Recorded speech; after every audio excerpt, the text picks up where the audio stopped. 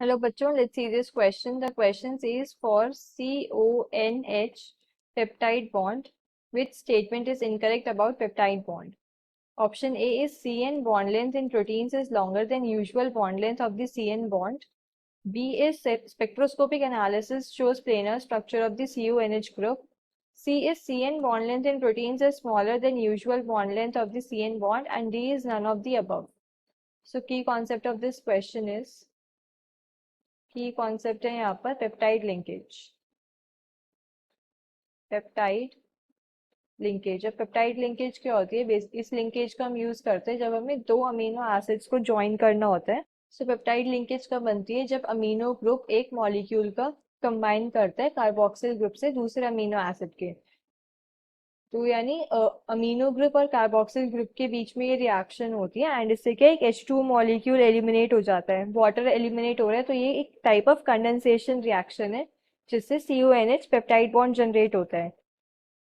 तो अगर मैं इसका एग्जांपल लूँ, सपोज मेरे पास यहाँ पर एक एसिड है, amino acid NH2 CH2 COOH। ये क्या मैंने लिया? ये ग्लाइसिन लिया मैंने, ग्लाइसिन के साथ मैंने ले लिया एलानीन। एलानीन क्या होता है? NH2 then CH3 COOH। ये मैंने लिया ग्लाइसिन प्लस एलानीन। इन दोनों को मुझे अगर कंबाइन करना है तो क्या होगा कि कार्बोक्सिल ग्रुप जो है एक मॉलिक्यूल का वो कंबाइन करेगा अमीनो ग्रुप से दूसरे मॉलिक्यूल के एंड वाटर मॉलिक्यूल के एलिमिनेट हो जाएगा। सो वाटर मॉलिक्यूल एलिमिनेट होगा तो मेरे पास जनरेट क्या होगा? यहाँ पर NH2 CH2 then C double bond O NH CH CH3 COOH। तो यहाँ पर ये जो C double bond O NH है, this is peptide linkage. Peptide linkage. तो अगर हम पेप्टाइड लिंकेज देखें ध्यान से, peptide linkages C double bond O NH, this is peptide linkage. यहाँ पर नाइट्रोजन पे क्या है? लोन पेयर्स प्रेजेंट है। सो क्या होगा? This lone pair will shift here and this double bond will shift to oxygen.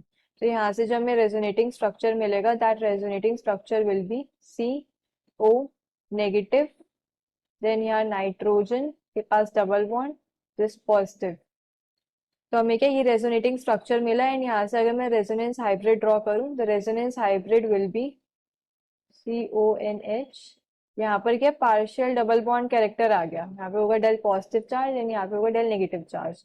This is the resonance hybrid. अभी क्या पार्शियल डबल बॉन्ड कैरेक्टर आ गया।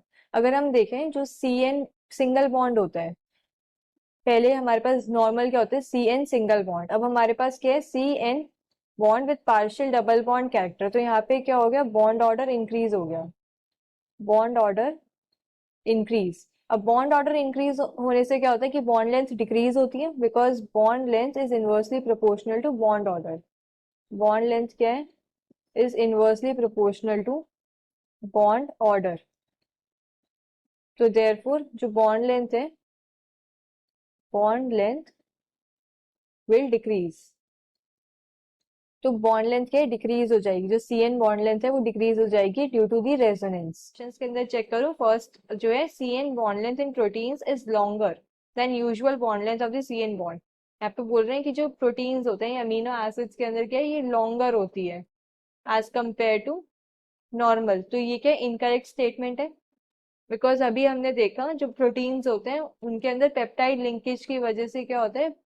डबल बॉन्ड कैरेक्टर आ जाता है, पार्शियल डबल बॉन्ड कैरेक्टर, जिससे बॉन्ड ऑर्डर इंक्रीज हो जाता है and due to this bond length क्या डिक्रीज होती है। सो हमें इनकरेक्ट स्टेटमेंट बतानी थी इस क्वेश्चन के अंदर। First statement is incorrect.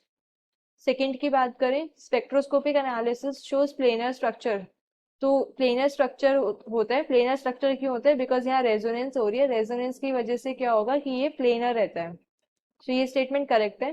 Third is CN bond length in proteins is smaller than usual bond length. ये भी करेक्ट है क्योंकि CN बॉन्ड लेंथ क्या छोटी होती है due to resonance. So this is also correct. The final answer will be option A। Hope you understood this well. Best of luck.